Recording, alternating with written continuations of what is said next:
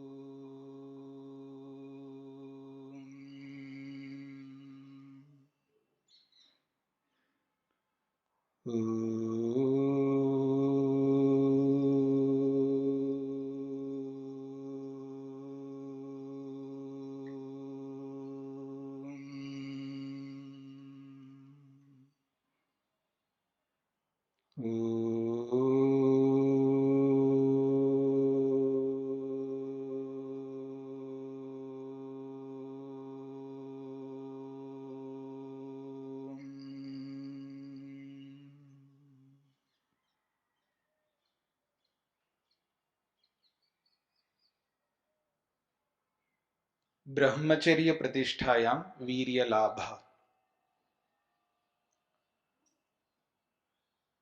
जीवन में रज और वीर्य प्रतिष्ठित हो जाता है।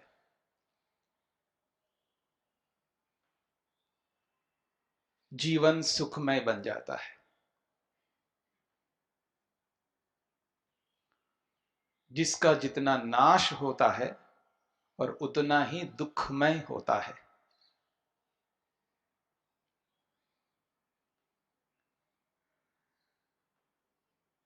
वेद, वेदानुकूल जितने भी ऋषियों के ग्रंथ, जितने भी महापुरुष हुए हैं, उन सब का और वेद का यही सिद्धांत है, ब्रह्मचर्य का पालन प्रत्येक व्यक्ति को करना है।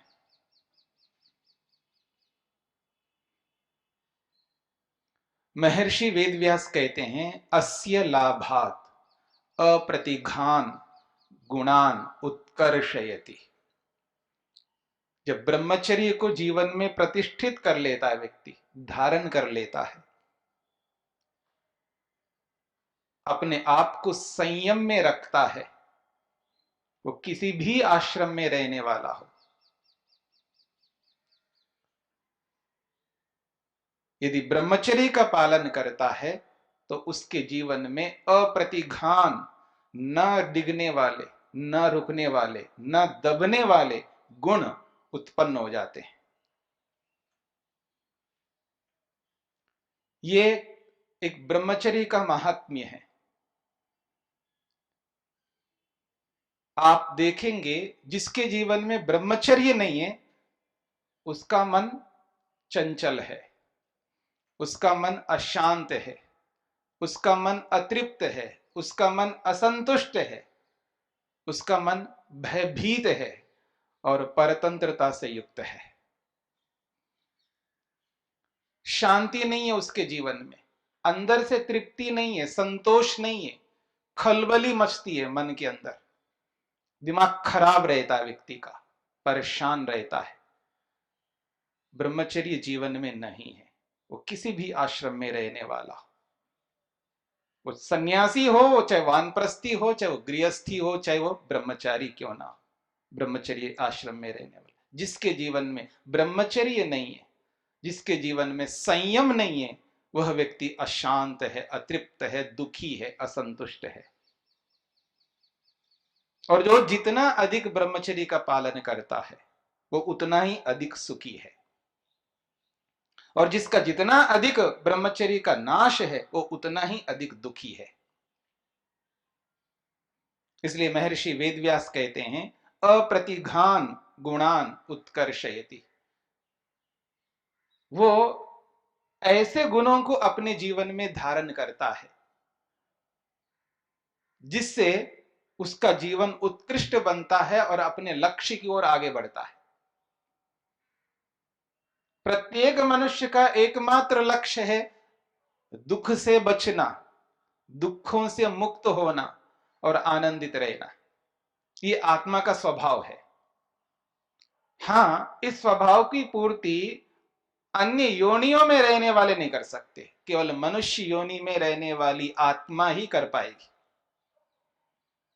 और वही मनुष्य अपने आप को उस संयम में नहीं रख पा रहा है जिस संयम में होना चाहिए। इसी के लिए योग ने ब्रह्मचर्य का विधान किया है। और जिसने ब्रह्मचर्य को अपने जीवन में स्थापित किया है, सिद्धश्च विनयेषु ज्ञानम आधातुम समर्थो भवति। बहुत बड़ी बात कही है, यह आसान नहीं है। जो विद्या की सूक्ष्म विषय, विद्या की सूक्ष्म बातें, विद्या का जो सार है, विद्यामृतमश्नुते, याद रखना, जिस विद्या से अमृत की प्राप्ति होती है उस विद्या को सूक्ष्मता से विद्यार्थी के बुद्धि में स्थापित करने का यदि किसी को सामर्थ्य है, वो केवल ब्रह्मचर्य का पालन करने वाले के अंदर है। सिद्धश्च विनयेषु ज्ञानम आधातुम समर्थो भवति। जो सिद्ध होता है ब्रह्मचर्य से, जो ब्रह्मचर्य को पालन कर लेता है, वो ज्ञान देने में, वो ज्ञान जिस ज्ञान को पाकर के व्यक्ति अमृत को पा सकता है। इसलिए महर्षि वेदव्यास ने कहा, ब्रह्मचर्यस्य गुणम श्रृणु। ब्रह्मचर्य के गुणों को तो सुनो, जानो, समझो, उसका क्या महत्व है, क्या उसकी उपयोगिता है, उसके क्या लाभ हैं। और वेद क्या कहता है, उसके गुणों को कैसे प्रस्तुत करता है। वेद में केवल ब्रह्मचर्य को लेकर के एक बहुत बड़ा सूक्त है, जिसको आप अध्याय के रूप में समझ सकते हो। ब्रह्मचर्य को लेकर के एक बहुत बड़ा अध्याय है एक ही स्थान पर, और जगह जगह पर तो ब्रह्मचर्य की तो महिमा ही महिमा है। चारों वेदों में बहुत महत्व है ब्रह्मचर्य का। जो ब्रह्मचर्य का पालन करता है उसके अंदर जो गुण आते हैं, अप्रतिघान, जिसको दबाया नहीं जा सकता है, जिसको मिटाया नहीं जा सकता है, कल्पना करके देख सकते हैं। वो कहता है, आचार्यो मृत्यु हो। जो ब्रह्मचर्य का पालन करने वाला जो आचार्य होता है, उसके अंदर कैसा गुण आता है, मृत्यु, मृत्यु को जीतने का गुण आता है उसके अंदर। मृत्यु पर विजय प्राप्त कर लेता है, विजय, मृत्युंजय बनता है। बहुत बड़ा गुण है मृत्युंजय बनना। इसलिए आचार्य का एक नाम दिया है, मृत्यु हो, आचार्यो मृत्यु हो। आचार्यो वरुण, उसको वरुण कहा, वो वर्णीय होता है, अपनाने योग्य होता है। उसका मन बहुत शांत प्रसन्न रहता है, उसके मन के अंदर मलिनता नहीं होता है, राग द्वेष नहीं होते हैं, ईर्ष्या नहीं होती है, गुस्सा नहीं होता है, शांत होता है, मन से प्रसन्न रहता है, तृप्त रहता है। वर्णीय गुण उसके अंदर होते हैं, इसलिए उसको वरुण कहा है। बहुत सारे गुण हैं ब्रह्मचर्य के पालन करने के माध्यम से, ब्रह्मचर्य को अपने जीवन में धारण करने के कारण से प्राप्त होते हैं। विद्या की जो सूक्ष्म बातें हैं उसको समझ में नहीं आती है जो ब्रह्मचर्य का पालन नहीं करता। इसलिए जब कभी योग की बातें करते हैं तो लोगों को ऐसा लगता है ये बातें हमारे पल्ले नहीं पड़ती है, ये तो ऊपर ऊपर से निकल जाती है। अक्सर ऐसा बोला करते हैं।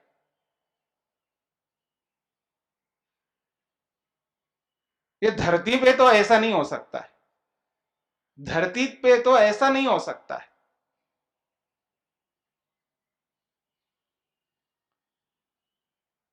ये जो आप कहते हैं ना मोक्ष, मुक्ति, स्वर्ग जिसको हमको बोलते हैं, ये ऐसे नहीं मिलता। ये स्वर्ग, ये मुक्ति ऐसे नहीं मिला करती है। जो चाहे वो मुक्ति को प्राप्त कर ले। जिसने ब्रह्मचर्य को अपने जीवन में धारण किया है, ब्रह्मचर्य प्रतिष्ठायाम, जो ब्रह्मचर्य की प्रतिष्ठा कर लेता है, ब्रह्मचर्य को धारण कर लेता है, चाहे वो ब्रह्मचर्य आश्रम में रहने वाला हो या वो ऋतुगामी गृहस्थ भी क्यों ना हो, चाहे वो वानप्रस्थी हो चाहे वो सन्यासी हो, चारों आश्रमों में रहने वाले ईश्वर को प्राप्त कर सकते हैं, बशर्त ब्रह्मचर्य का पालन करना होगा। ऐसा नहीं, अपने आप को संयम में रखना होगा।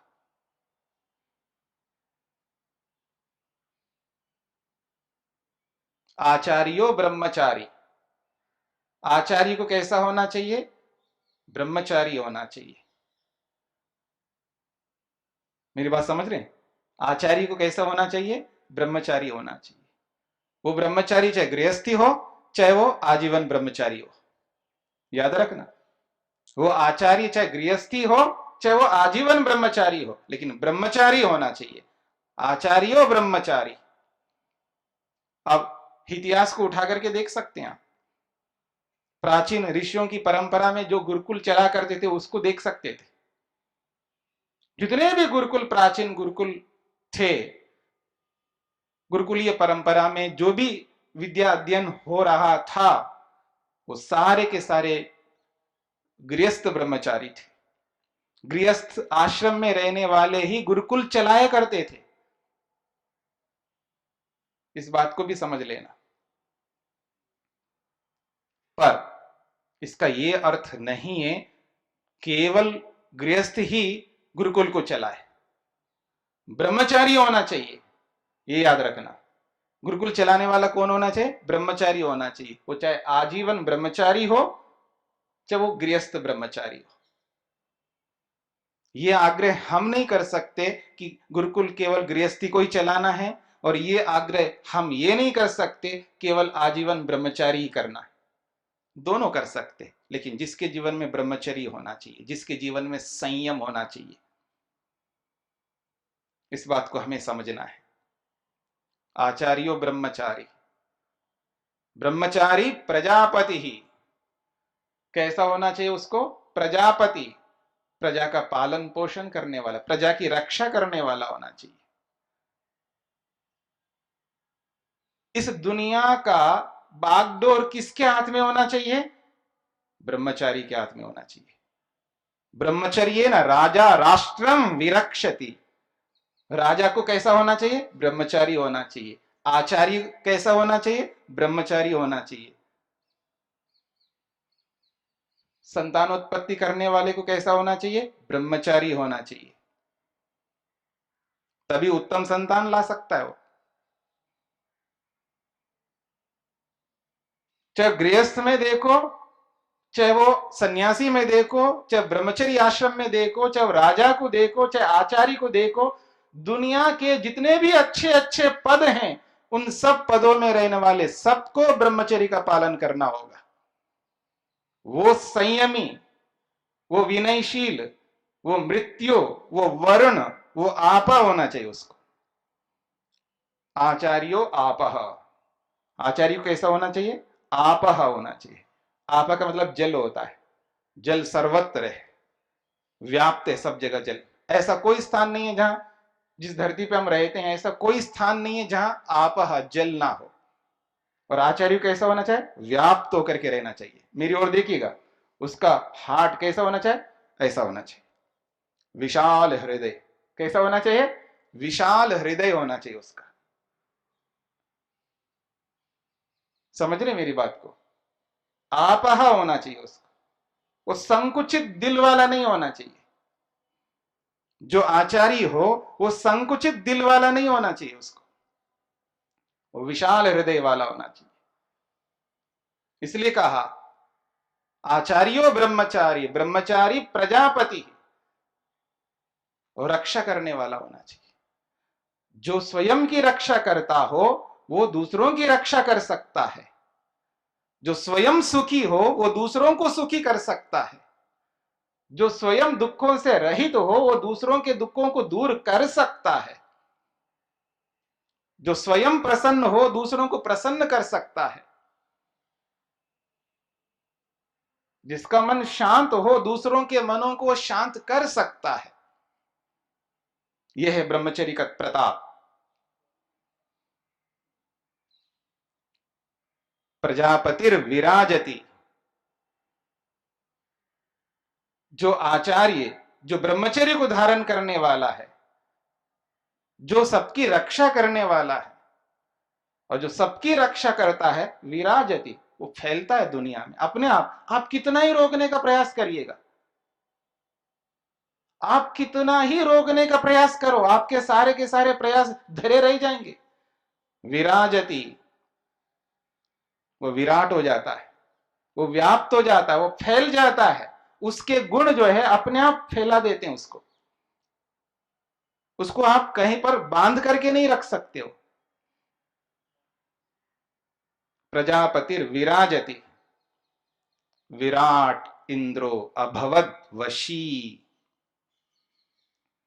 जो सब जगह फैल जाता है क्योंकि वो वशी होता है, वो अपने ब्रह्मचर्य को अपने वश में रखता है। और जो अपने ब्रह्मचर्य को अपने अधिकार में रखता है, जिस ब्रह्मचर्य को अधिष्ठित करता है अपने जीवन के अंदर, स्थापित करता है जो व्यक्ति, वही इंद्र अभवत, वो इंद्र बनता है, वो परम ऐश्वर्यशाली बनता है, वो इंद्रियों को जीतने वाला बनता है, वो इंद्रिय जित बनता है। और यही प्रक्रिया है मुक्ति तक पहुंचने की, और कोई दूसरी प्रक्रिया नहीं है। जिसको भी मुक्ति में जाना है, जो बोलता रहता है ना मेरे को मुक्ति चाहिए, मेरा उद्देश्य मोक्ष है, मेरा उद्देश्य ये है, मेरा उद्देश्य वो है, जो भी हम बोलते हैं, बहुत बड़ा लक्ष्य बताते हैं हम, इतने बड़े लक्ष्य को प्राप्त करने के लिए इतना बड़ा संयम होना पड़ेगा, ब्रह्मचर्य को अपने जीवन में स्थापित करना होगा। किसी को भी सर्टिफिकेट नहीं मिला है कि उच्छृंखल हो जाए, याद रखना, किसी को भी कोई ऐसा सर्टिफिकेट नहीं मिला कि आप उच्छृंखल हो जाओ। ब्रह्मचर्य का पालन सभी को करना है, संयम में सभी को रहना है, इंद्रियों को अपने वश में सबको करना है। रास्ता एक ही है, नान्यः पंथा विद्यते अयनाय न सांपराया प्रतिभाति बालो। नो, नहीं, वह समझ में नहीं आती बातें किसको? जो ब्रह्मचर्य का पालन नहीं करता, उसको बिल्कुल ये बात समझ में नहीं आती है। न सांपराया, ये जो मोक्ष है, ये जो मुक्ति है, ये जो विवेक है, ये जो वैराग्य है, ये जो समाधि है, ये जो ध्यान है, ये बिल्कुल समझ में नहीं आता। ये जो मार्ग है, जिस मार्ग पर हम चलना चाहते हैं, ये जो वेद का मार्ग है, ये आदमी को समझ में आता ही नहीं है। ये तो केवल प्रवचन देने के मात्र के लिए, केवल प्रवचन के मात्र है। बस लच्छेदार बैठ करके प्रवचन करें हम और एंटरटेनमेंट कर लेते हैं सुन करके हम, बस इतने तक है ये सारी बातें। ऐसा ही आदमी को समझ में आता है, इसे आगे ऊपर उठ ही नहीं सकता आदमी, क्योंकि इससे ऊपर उठना पड़ेगा। वेद सब सत्य विद्याओं का पुस्तक है, यदि ऐसा मानते हैं हम, तो उस वेद की बात को भी स्वीकार करना पड़ेगा। उस वेद के आधार पर भी हमको जीना पड़ेगा।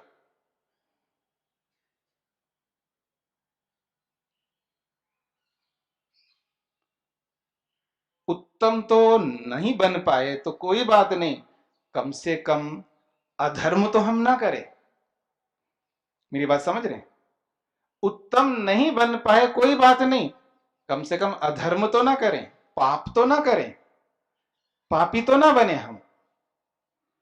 मेरे में सामर्थ्य नहीं है, मैं उत्तम सन्यासी हूं, मैं उत्तम वानप्रस्थी हूं, मैं उत्तम गृहस्थी हूं, मैं उत्तम ब्रह्मचारी हूं, नहीं हमारे में सामर्थ्य, कोई बात नहीं है। इसका यह मतलब नहीं कि हम पापी बन जाए। मेरी बात समझ रहे हैं ना? कोई बात नहीं है, आज नहीं तो कल, कल नहीं तो कभी ना कभी बन जाएंगे, वहां तक पहुंच जाएंगे। इस जन्म में नहीं तो अगले जन्म में पहुंचेंगे, वो एक अलग बात है। लेकिन रास्ता जब यही है तो हमें पापी बन करके नहीं जीना है।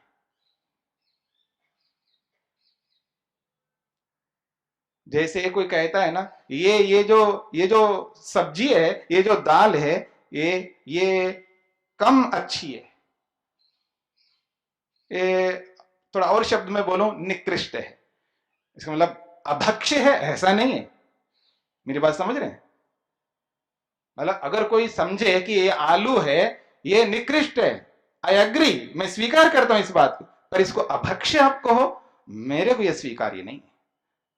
ये जो मूंग दाल है ये श्रेष्ठ है तो सभी जानते हैं, पर ये जो उड़द है ये निकृष्ट है, लेकिन अभक्ष्य है ऐसा नहीं है।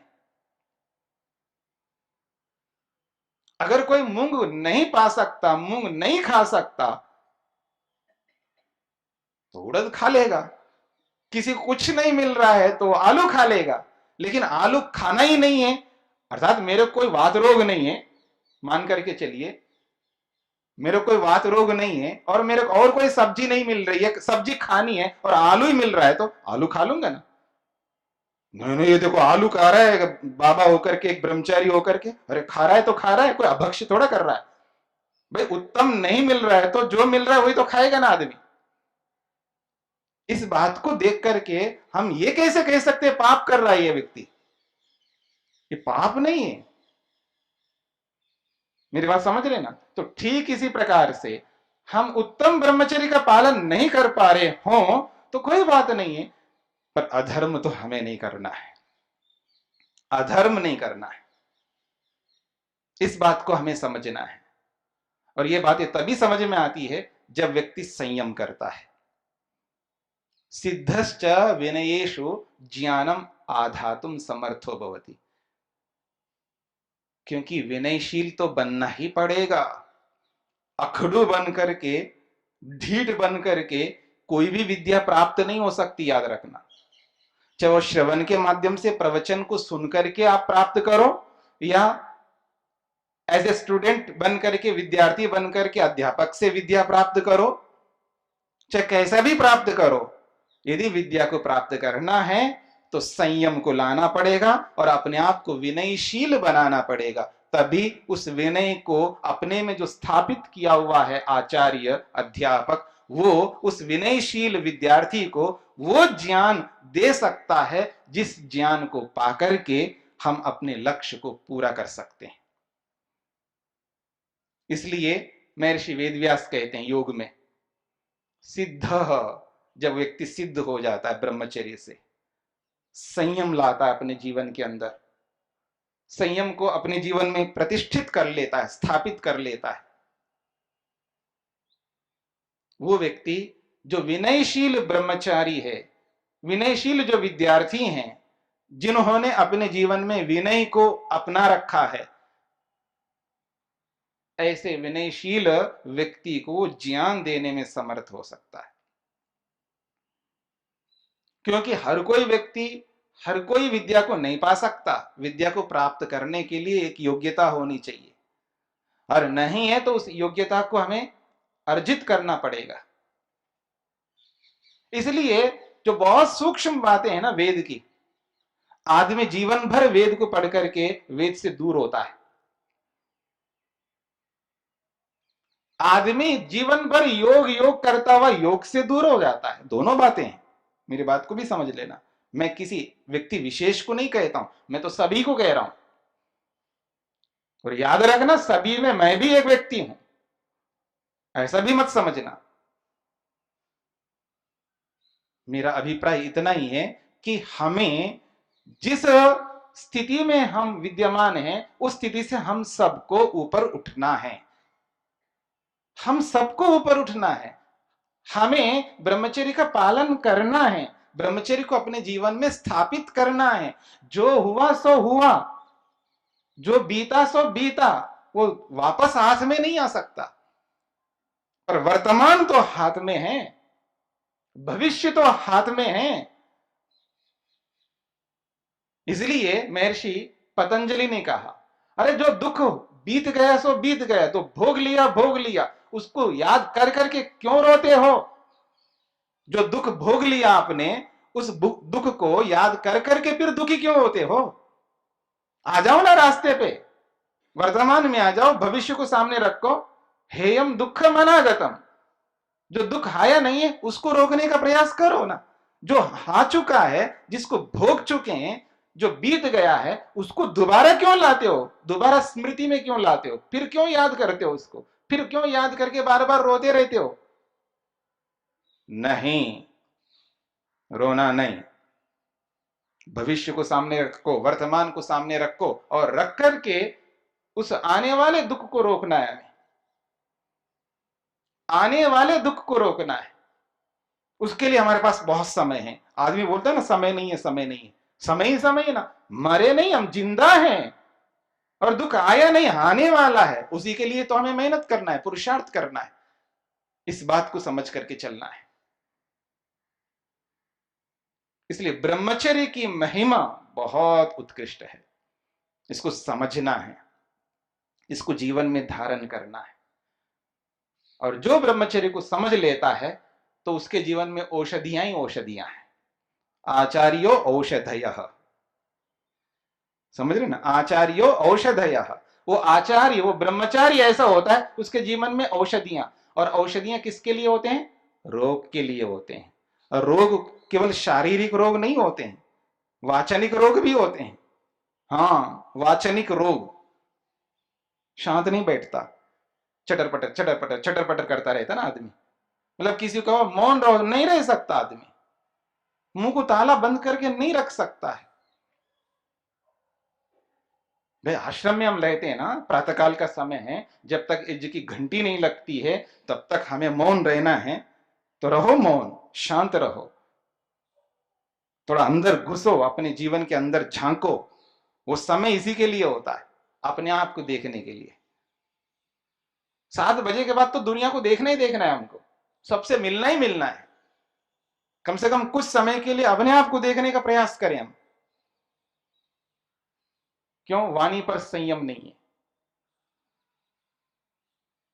ये रोग है। और इसकी औषधि ब्रह्मचर्य को स्थापित करने वाले के पास है। और ऐसे ही मानसिक रोग है ना, उन सारे रोगों के लिए औषधि उसके पास है। और जो शारीरिक रोग है उसके लिए भी औषधि उसके पास है। जिसके पास ब्रह्मचर्य है उसके पास तो औषधियां ही औषधियां, मेडिसिन की कोई कमी नहीं है उसके जीवन में, अंदर ही है औषधियां।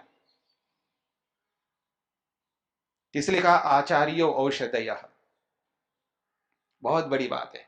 और एक विशेष बात कहिए, आचार्यो सोमः। आचार्य कैसा होता है? ब्रह्मचर्य को धारण करने वाला कैसा होता है? सोम होता है, सौम्य होता है, प्रसन्न रहता है, खुश रहता है। मोटी भाषा में कहूं, मस्त रहता है, मस्त। कोई चिंता नहीं। छोटे बच्चे होते हैं ना, कोई चिंता नहीं, उसको रोटी कहां से मिलेगी, मेरे को भूख लगी तो उसको माँ देगी, रोटी देगी। उसको क्या पता है कि कहां से रोटी आएगी, कैसे बनती है, क्या उसमें मेहनत पुरुषार्थ होता है, उसको क्या मतलब है? उसको कपड़ा चाहिए तो चाहिए, उसको पानी चाहिए तो चाहिए, उसको जो चाहिए, उसको कोई चिंता नहीं होती है।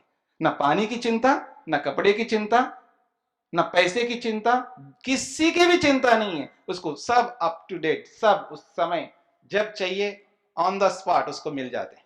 जो चाहिए तब सब कुछ मिल जाते हैं बच्चे, उसको कोई चिंता नहीं होता बच्ची को। कितना सुख है! चिंता से मुक्त जो व्यक्ति है कितना सुखी रहता है, बहुत विशेष बात है। ऐसा ही एक ब्रह्मचर्य को पालन करने वाले व्यक्ति के जीवन में होता है। मस्त रहता है वो, सोम बन करके रहता है, प्रसन्न रहता है, सौम्यता आती है उसके जीवन में। दुनिया भर की चीजों को लेकर के मन को खराब नहीं रखता है, बिल्कुल शांत रखता है। यही ब्रह्मचर्य की महिमा है। आचार्यो मृत्यु वरुण सोम औषधय और आपः जीमूता। बादलों को अपने अंदर रख रखा है उसको, ऐसा बरसाता है व्यक्ति, ऐसा बरसाता उसको, किसी कोई भी समस्या हो, कोई प्रॉब्लम हो, कुछ भी हो आ जाए उसके सामने, ऐसे बादलों की तरह बरस देता है उसके ऊपर विद्या। ऐसी विद्या को बरसाता है उसके ऊपर, विद्यार्थी के ऊपर, तो उसको किसी भी चीज की कमी नहीं होती, क्योंकि विद्यामृतम अश्नुते, विद्या रूपी बादल को अपने अंदर स्थापित करके रखता है। बहुत महिमा है ब्रह्मचर्य की, इसलिए इस बात को समझ करके चलना है और अपने आप को देखना, अपने जीवन को देखना है। दूसरों को देखिए, मैं मना नहीं करता, क्योंकि बिना देखे हम नहीं जी सकते ना, लेकिन बहुत ज्यादा हम दूसरों को देखते हैं और अपने आप को कम देखते हैं, तो अपने आप को भी देखने की चेष्टा में करना है। कौन क्या है वो उसका कर्म है, मैं क्या हूं मेरे कर्म है। तो इसलिए अपने ब्रह्मचर्य को ध्यान में रखना है, अपने ब्रह्मचर्य को ध्यान में रखते हुए दूसरे के ब्रह्मचर्य के ऊपर उंगली उठाना है, हमें इतना समझ करके चलना है। यही ब्रह्मचर्य है, यही इसकी महिमा है और इसी से हम आगे बढ़ सकते हैं।